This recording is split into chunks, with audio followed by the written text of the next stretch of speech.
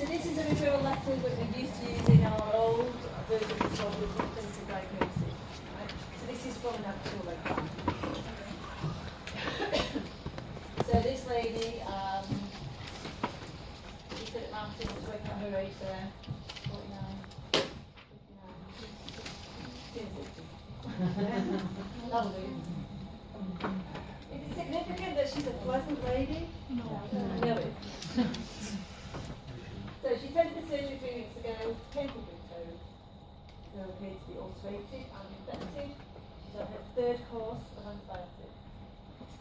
She's taking flip-flops at 250 milligrams 4 times a day, and still the problem isn't resolving. Any of that significant? Yes. Big yeah. Painful big toe. 3 weeks duration. 3rd course of antibiotics. It's a big dose, yeah, of a broad step all the way, yeah. And she's also now got pain in her calf muscle on walking. What can we infer from that potentially? She's not just, I don't think it's just today. Is that significant? Yes. Current medication apart from antibiotics, warfarin, ranaphrel, nifedipine, furosemide. Those 3 things are for blood pressure. Yeah. 3 things for blood pressure. Think it's water control. Okay, she's on warfarin. Okay. Warfarin, is that a consideration here when we think about management? Yeah. Okay. What type of ulcer, just from here right now, do you think it is? Ischemic. Okay. So if you've got an ischemic ulcer, without even seeing it, what might it look like? Are those a calcite maybe? No. Like dead tissue. Yeah. So are we going to be looking at it? So just from the referral, we've already got an idea of how we're going to approach the patient from a management perspective. Yes? No.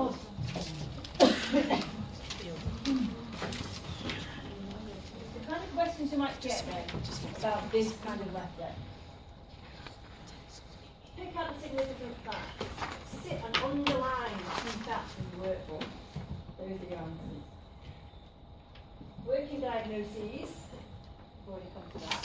Potentially this has got an arterial ulcer. Yeah. So it could be due to something else. She might have vasospastic problems. So she might have chilblains, so it's ulcerated. She might have raynaud, so we don't know. Based on your working diagnoses, what baseline assessments will you require to complete your assessment of this patient?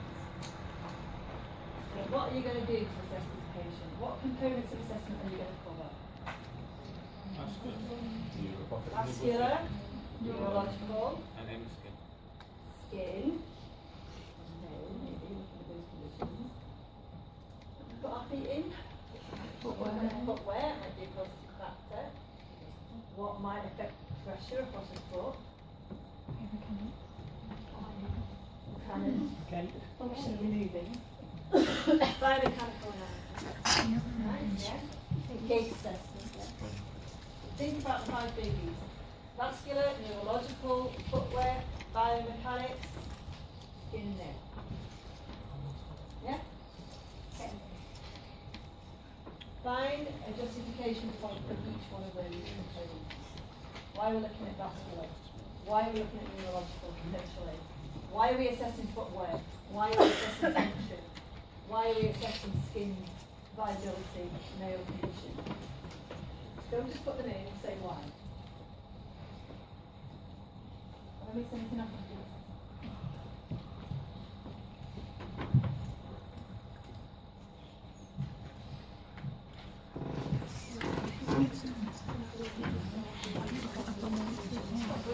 Yeah, don't forget to test the roots. What about like social assessment and environment, or is that not really for me? Wouldn't necessarily for me. It is.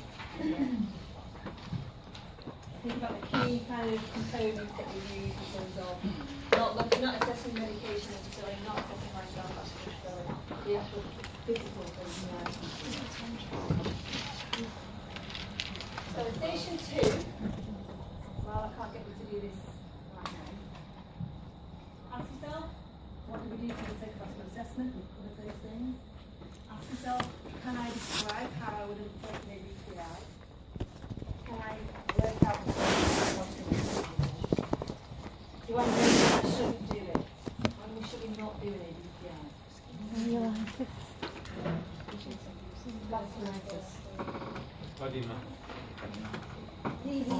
Cellulitis. Vasculitis.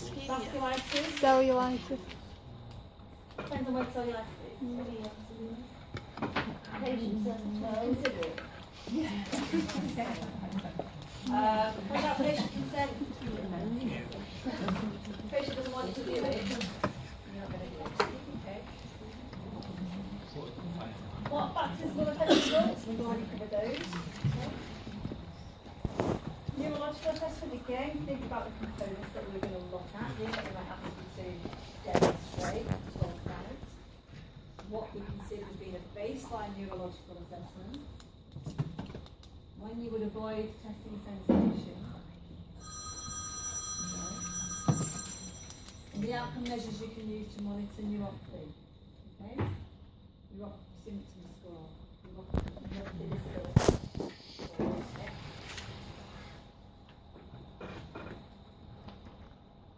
MSK and consultation style.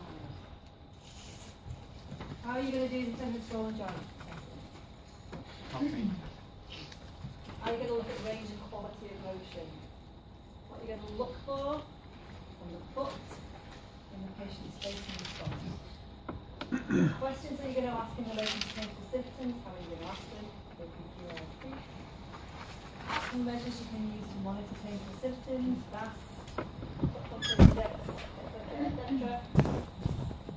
Talk about what GALS means. Talk about ensuring a patient-centered consultation style.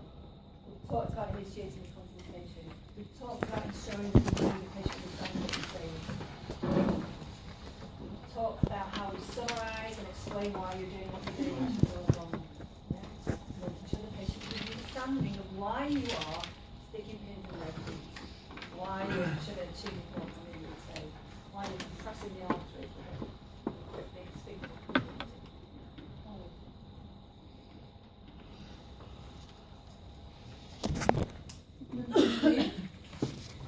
What does this photograph show from a clinical perspective?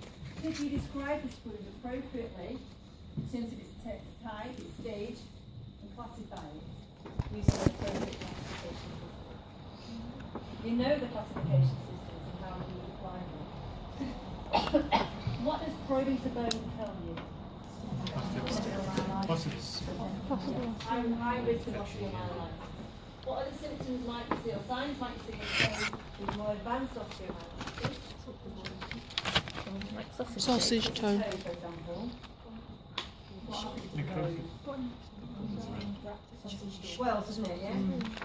So you get swelling of the inflammation of the bone, people are investigating. Yeah. So you get swelling around. So you get swelling. Okay. What might you request on the basis of having approach to bone? How useful to you would that be? So when you think about requesting x-rays, and you're thinking about maybe looking at potential for osteomyelitis, yes, x-rays are useful, but only a bit later on, when you would see that fuzzy outline of the bone maybe, where you would see little tiny bits of erosions. Okay. Early in the osteomyelitis, you see that? No. Yes. So do we expose our patients to ionizer radiation on a baby? Another test you might use instead, MRI? Yeah?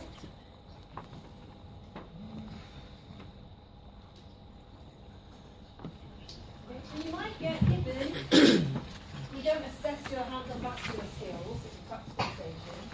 You want to know a little bit more about how you would deal with a patient with vascular problems. It might give you some information, a waveform like that. Okay?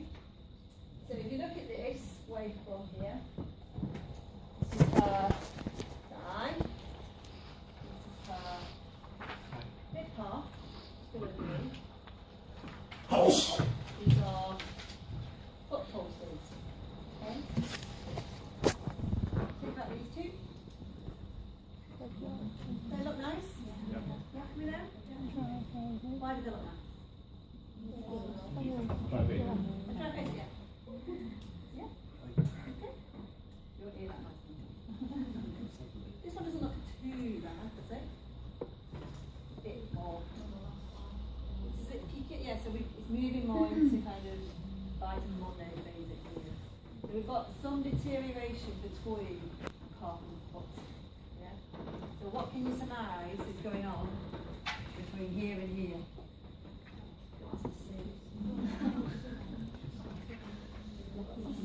Yeah, we've got some stenosis going on, haven't we? Yeah? Okay. We also know you can't really feel those pulses that well in the feet. You can't walk that far before she gets cramped. We have that information at the beginning in the lapse, yeah? Her ABPI is 0.7, so it's not too bad, but it's not brilliant, is it? So you need to think about what's significant about the information. So on that, what you could say is, well, I can identify that there's some atherosclerosis going on potentially between the lower calf and the foot. Her ABPI would indicate that she's got mild to moderate cramp. Yeah? And because we align this with symptoms into the modification, the likelihood is that she's got some infusion problems going on with the arteries. Whether you decide whether it's posterior or anterior or artery, depends on which one of those two people are. And what we're going to do with that information, are you going to keep hold of this patient? You might refer back to GP for some lifestyle modifications, cardiovascular risk modifications. Yeah, she's not a panicky type patient. They're going to go, oh, Amy. Yeah, she's not like the kind of physical experience type patient, but she is somebody that you want managing appropriately according to the pattern. Yes. You'd ask her for a GP measure because we know she's on some blood pressure, but she might benefit from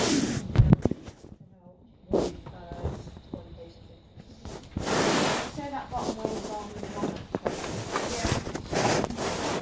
It would be worse if they weren't quite too peaky. Yeah, she's quite sharp. You've got a little bit of a bounce back there. Yeah.